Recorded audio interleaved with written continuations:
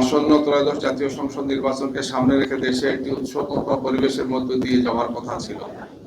জুলাই বিপ্লবের পরে দেশের রাষ্ট্র কাঠামো ও রাজনৈতিক সংস্কৃতির পরিবর্তন সাধনের মাধ্যমে রাজনৈতিক দলগুলোর মধ্যে পারস্পরিক শ্রদ্ধাবোধ, সহমর্মিতা ও সহযোগিতার পরিবেশ বজায় থাকার কথা ছিল।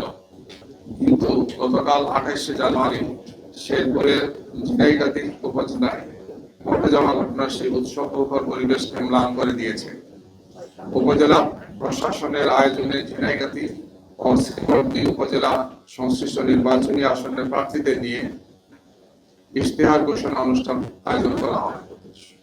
স্থানীয় প্রশাসন আয়োজন করেছিলেন।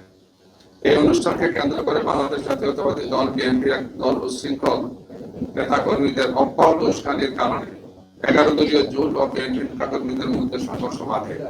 সংঘর্ষের এক পর্যায়ে বাংলাদেশ সেক্রেটারি আইনাজাল করিমকে কুপিয়ে হত্যা করে বিএনপির এক দল সন্ত্রাসী। ঘটনার সূত্রপাত হয়েছিল সাংবাদিক বন্ধুগণ এভাবে, আপনারা জানেন, ঝিনাইগাতি এবং শ্রীবর্দী উপজেলা মিলে শেরপুর 3 আসন। গতকাল দুপুর 2:30 শেরপুরের ঝিনাইগাতি স্টেডিয়ামে শেরপুর 3 আসনের সহকারী রিটার্নিং কর্মকর্তার উদ্যোগে সকল প্রার্থীর ইশতেহার প্রকাশ অনুষ্ঠান ছিল। যথারীতি জামাত এবং 11 দলীয় জোটের প্রার্থী নুরুজ্জামান বাদল, যিনি আবার আমাদের সেই জেলার সেক্রেটারি ও নেতাকর্মীদের নিয়ে যথাসময়ে অনুষ্ঠান স্থলে উপস্থিত হন এবং অনুষ্ঠান স্থলে আসন গ্রহণ করেন। বিএনপি প্রার্থী মাহমুদুল হক তার সমর্থক কর্মীরা সেখানে আসে, কিন্তু অনেক বিলম্ব করে তারা এখানে আসেন। তখন বিএনপি নেতারা ইউএনএকে অর্ধেক আসন ভাগ করে দিতে বলেন। দেরিতে এসে বলেছেন যে সমাবেশের অর্ধেক আসন খালি করে দিতে হবে, তাদের জন্য আলাদা বরাদ্দ দিতে হবে। ইউএনএ জামাত প্রার্থীকে অনুরোধ করেন কিছু চেয়ার ছেড়ে দিতে। জামাত 11 দলীয় প্রার্থী নুরুজ্জামান বাদল ভাইকে কর্মীদের আসন ছাড়তে বলেন। জামাত কর্মীরা আসন ছেড়ে দেওয়ার পরও বিএনপির উচ্ছৃঙ্খল নেতা কর্মীরা বাকবিতণ্ডা শুরু করেন।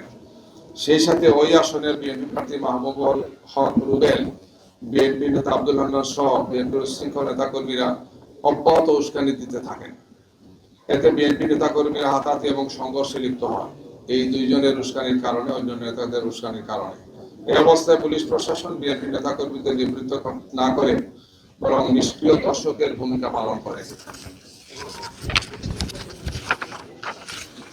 সাংবাদিক বন্ধুরা, সংঘর্ষের এক পর্যায়ে বিএনপি প্রার্থী মাহমুদুল হক রুবেল সহ নেতাকর্মীরা স্টেডিয়াম থেকে বেরিয়ে স্টেডিয়ামের দক্ষিণে ঝিনাইগাতি বাজারে অবস্থান নেয়। তারা মাঠে অবস্থান করে জামাত এবং 11 দলীয় প্রার্থী এবং সমর্থকরা। এ সময় বিএনপি সমর্থক ফাহমি গোলন্দাজ সোহেল সে ফেসবুকে জামাতের বাদলকে, অর্থাৎ নুরুজ্জামান বাদল, যিনি আমাদের ওই আসনের নমিনি প্রার্থী, জেলা সেক্রেটারি, তাকে পেলে জবাই করা হবে এই মর্মে উস্কানিমূলক স্ট্যাটাস দিতে থাকে।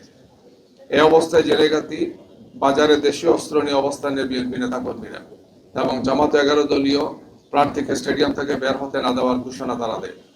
সেখানে থাকা বিএনপি নেতারা নেতাদেরকে পুলিশ প্রশাসন রাস্তা ছেড়ে দেওয়ার অনুরোধ করলে তারা অস্বীকৃতি জানান।